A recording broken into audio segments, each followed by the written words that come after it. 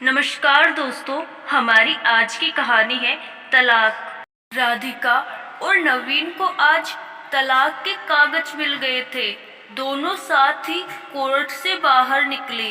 दोनों के परिजन साथ थे और उनके चेहरे पर विजय और सुकून के निशान साफ झलक रहे थे।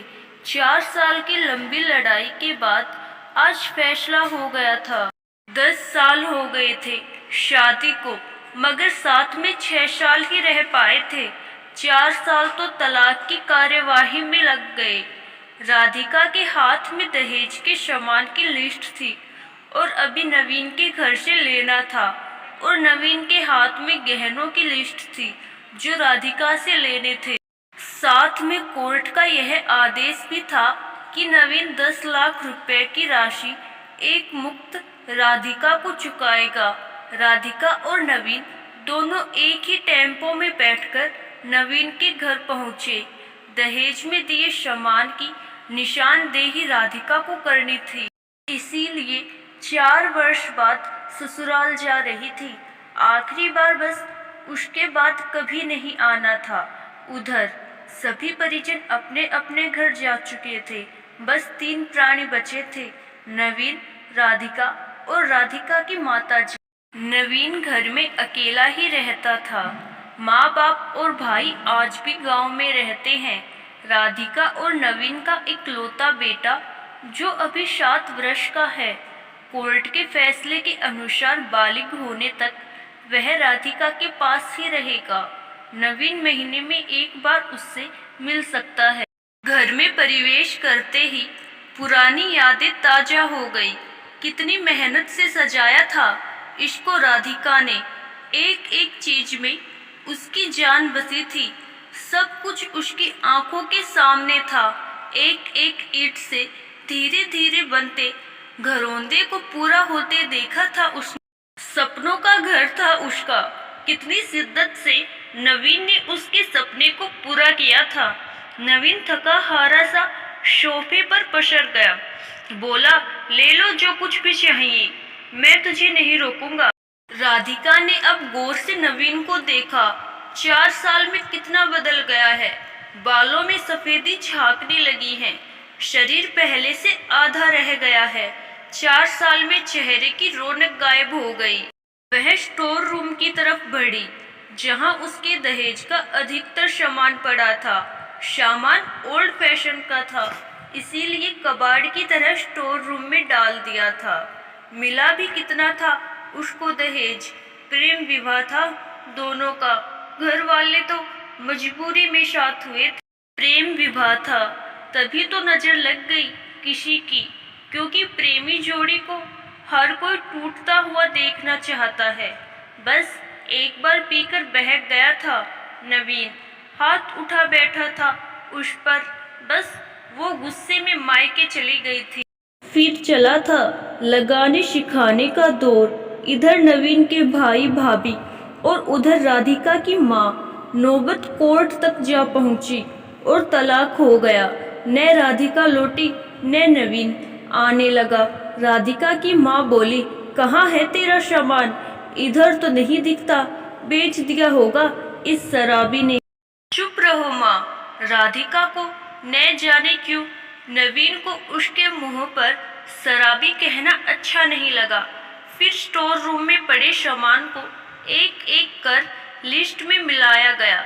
बाकी कमरों से भी लिस्ट का सामान उठा लिया गया। राधिका ने सिर्फ अपना सामान लिया, नवीन के सामान को छुआ भी नहीं। फिर राधिका ने नवीन को गहनों से भरा बैग पकड़ा दिया।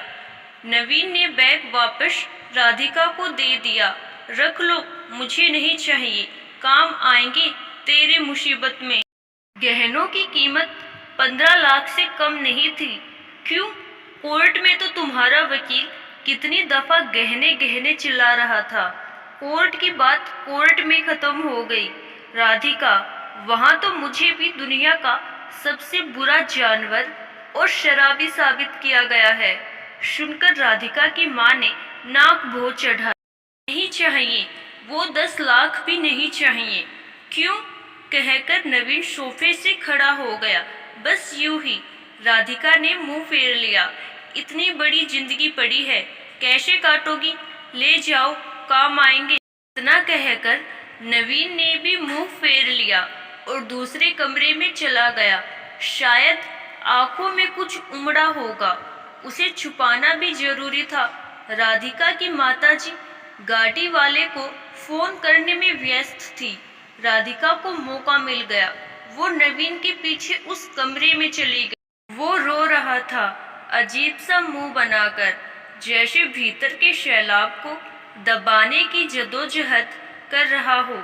राधिका ने उसे कभी रोते हुए नहीं देखा था, आज पहली बार देखा न जाने क्यों दिल को कुछ सुकून सा मिला, मगर ज्यादा भावुक नहीं हुई। सधे अंदाज में बोली, इतनी फिक्र थी तो क्यों दिया तलाक? मैंने नहीं, तलाक तुमने दिया। दस्तक तो तुमने भी किए, माफी नहीं मांग सकते थे? मौका कब दिया? तुम्हारे घर वालों ने जब भी फोन किया काट दिया। घर भी आ सकते थे, हिम्मत नहीं थी। राधिका की माँ आ गई। वो उसका हाथ पकड़कर बाहर ले गई। अब क्यों मुंह लग रही है इसके? अब तो रिश्ता भी खत्म हो गया। माँ बेटी बाहर बरामदे में सोफे पर बैठकर गाड़ी का इंतजार करने लगी। राधिका के भीतर भी कुछ टूट रहा था, दिल बैठा जा रहा था। वो सुन सी पड़ती जा रही थी। जिस सोफे पर बैठी थी उसे गौर से देखने लगी। कैसे कैसे बचत कर उसने और नवीन ने वो सोफा खरीदा था। पूरे शहर में घूमी तब यह पसंद आया था।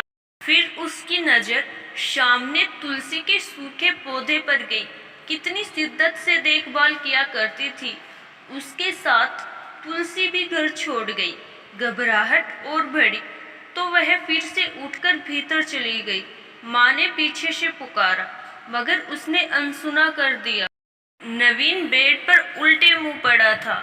एक बार तो उसे दया आई उस पर, मगर वह जानती थी कि अब तो सब कुछ खत्म हो चुका है, इसीलिए उसे भावुक नहीं होना है। उसने सरसरी नजर से कमरे को देखा। अस्त व्यस्त हो गया है पूरा कमरा, कहीं कहीं तो मकड़ी के जाले झूल रहे हैं। कितनी नफरत थी उसे मकड़ी के जालों से। फिर उसकी नजर चारों ओर लगी उन फोटो पर गई जिनमें वो नवीन से लिपटकर मुस्कुरा रही थी। कितने सुनहरे दिन थे वो। इतने में माँ फिर आ गई, हाथ पकड़कर फिर उसे बाहर ले गई। बाहर गाड़ी आ गई थी। सामान गाड़ी में डाला जा रहा था। राधिका सुन सी बैठी थी। नवीन गाड़ी की आवाज सुनकर बाहर आ गया। अचानक नवीन कान पकड़कर घुटनों के बल बैठ गया। बोला, मत जाओ, माफ कर दो। शायद यही वो शब्द थे जिन्हें सुनने के लिए 4 साल से तड़प रही थी। सब्र के सारे बांध एक साथ टूट गए। राधिका ने कोर्ट के फैसले का कागज निकाला और फाड़ दिया, और माँ कुछ कहती उससे पहले ही लिपट गई नवीन से। साथ में दोनों बुरी तरह रोते जा रहे थे। दूर खड़ी राधिका की माँ समझ गई कि कोर्ट का आदेश दिलों के सामने कागज से ज्यादा कुछ नहीं। काश उनको पहले मिलने दिया होता। अगर माफी मांगने से ही रिश्ते टूटने से बच जाए तो माफी मांग लेनी चाहिए। आशा करती हूँ दोस्तों आपको हमारी आज की कहानी जरूर पसंद आई होगी। अगर कहानी पसंद आई तो कहानी को लाइक जरूर कीजिएगा। धन्यवाद।